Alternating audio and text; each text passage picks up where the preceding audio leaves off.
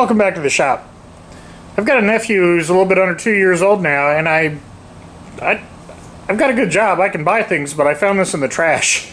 So he's gonna outgrow it. He's growing like a weed. So I don't mean to get the kid stuff that's out of the trash, but there's nothing wrong with it. The guy that we picked it out of the trash from said, "Oh, it's broken." I got home and I happened to have the right battery for it, so I put a battery in it. It works perfectly. It's got this tiny little battery, 6-volt in there. And the first upgrade that I did to it is I added a on-off switch.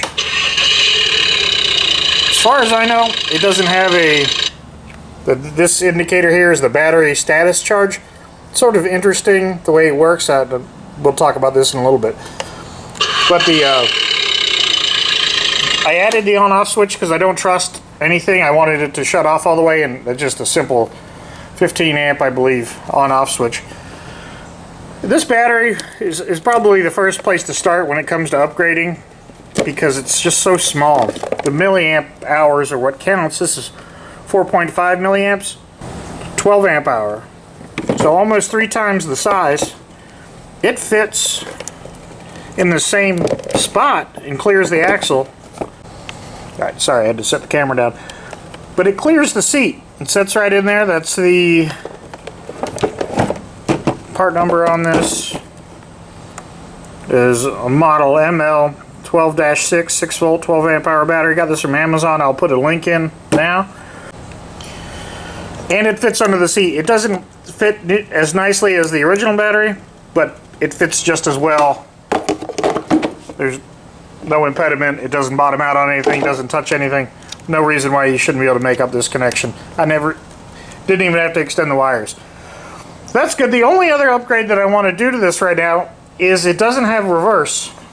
I'm going to try to rectify that. I bought this, I believe this is called an H-bridge switch, and I'm going to have to build a series of jumpers. I'm not going to drag you through the process of me cutting and splicing wires together, but I'll bring you back when I get this wired up, and then that will give him the ability to have reverse for this.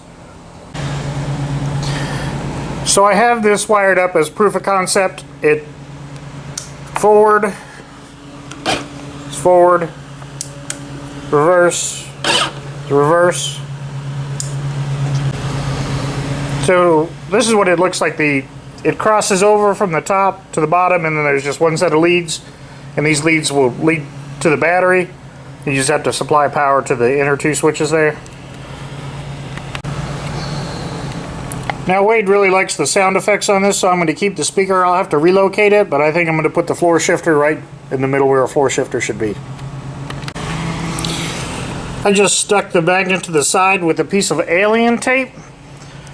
Catherine's father got me this roll. It's super clear. That's a full roll. It's very thick, but this alien tape, it is fantastic. It really is amazing stuff, and I learned from Lance and Patrick over at Active Atom not to put tape down on its side because it picks things up. This is picked every time it's fallen over. It's picked up something. It is so sticky. It is just amazing stuff. It is far superior in my mind to this 3M tape, which is excellent. I really like the 3M tape, but this alien tape really is out of this world. No pun intended. Now let's saw a hole in there to fit this little thing.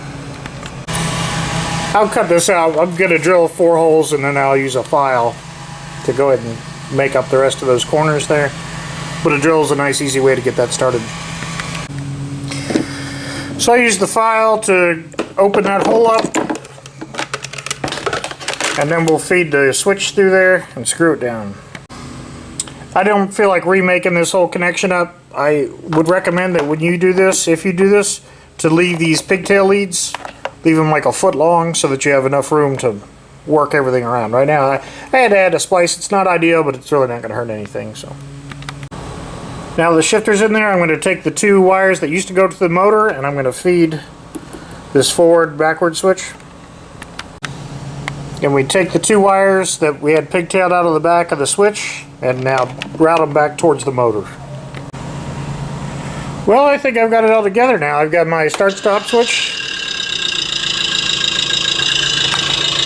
Battery indicator says full charge. We go forward, Forward. Stop. Nothing. Reverse. Reverse. Now, because he's a little kid and he's not coordinated, he's probably going to kick this and break it off at some point in time, but he'll learn to deal with it, I'm sure. But I think it'll be nice to be able to put it in reverse other than have to chase him around and put him in the right direction once he gets things figured out. The other thing, too, is I took off the safety thing on the back to keep him from flipping over. Now, if you're going to teach a kid to ride a piece of machinery, let him learn that it flips over when they weigh 2 pounds. You know, this machine's not going to hurt him if he flips over. Actually, even put a chain on the back. You know, it's at some point he's going to have to learn. You don't want him to learn the hard way with a big piece of equipment.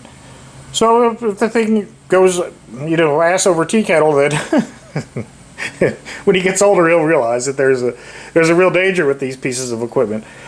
But anyway, that's it. I think it's a neat little toy. I believe they cost about $100 at Target, and I think that for a 2-year-old, it's probably a pretty neat little toy. So I'm enjoying watching him have fun on this stuff, and as he gets, you know, more coordinated, he'll learn how to use all this stuff. But anyway, I just wanted to show you what I've done to this. Thanks for watching. Thanks for subscribing, and I hope you're having a good day. One last touch. Joe's shop sticker.